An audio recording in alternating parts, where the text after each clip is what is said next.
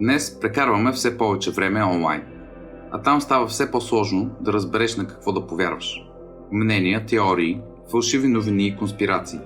Не е лесно да разпознаем пропагандните послания, които ни заобикалят. В такива случаи подлагането на съмнение и обективните знания винаги помагат. Пропагандата е разпространение на идеи, които манипулират общественото мнение, за да се облагодетелства определена личност или група от хора.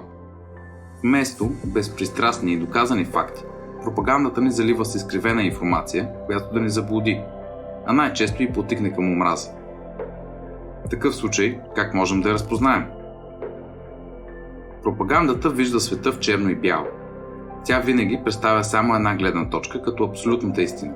За целта подбира истински факти, но около тях гради лъжи и манипулативни твърдения.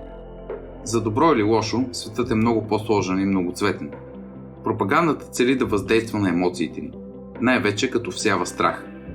За целта измисля враг, който да служи за разделяне на обществото. Ние срещу тях. Ефективна техника, но и доста лесна за разпознаване. Пропагандата има решение за всички проблеми и то винаги е лесното решение. Просто трябва да се справим с врага, като това често минава през призиви за насилие.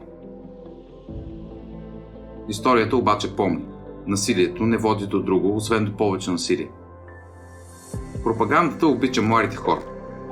Тя се възползва от техните търсения и от усещането им за несправедливост. И така тя насажда омраза. Често това се случва в интернет групи, в които човек се озовава воден от патриотични чувства.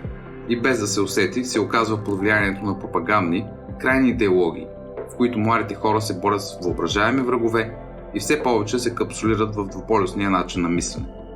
За да не попаднем в капана на пропагандата, трябва винаги да подлагаме информацията на съмнение, да проверяваме фактите и да се пазим от идеологии, които ни манипулират и насаждат омраза. Защото кога омразата е довела до нещо добро?